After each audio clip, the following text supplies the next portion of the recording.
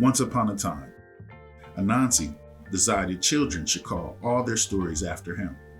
So he went to Master King and told him this. And Master King said, well, you know, Black Snake is a very wise and clever creature.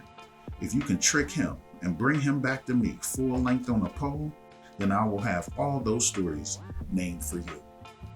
Well, Nancy really wanted his name to be known this way, but it is very hard even to catch a snake. Nancy knew the Black Snake really loved to eat pigs. So he went and set a trap for Black Snake with a pig as bait. Mr. Black Snake, though, was very clever and saw immediately that it was a trap. So when he got to it, he just raised it up his tail and slid it right over it, catching the pig in his mouth as he went by.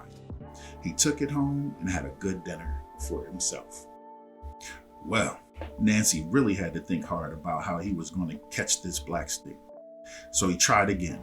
He set another trap with a pig, this time in a place that he knew Mr. Snake passed each day of the week to go for water.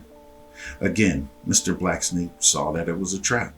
So he walked around it, took the pig, and went on his way. He met Nancy then, and he said to him, Nancy, you should have been setting those traps for me all around. Why are you doing this when you know I am wise and clever as in any other creature? So Nancy said, well, Mr. Black Snake, I must tell you the truth.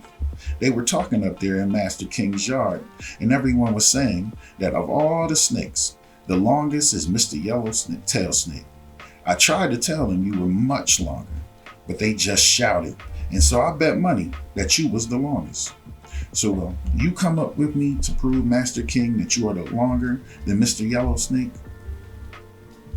Now Black Snake was very proud of his length. So he said, as a matter of fact, Mr. Nancy, I am much longer than Yellow Tail Snake. And I'm glad you told the king because he should know such things. So Nancy said, well, how can we prove it to Master King?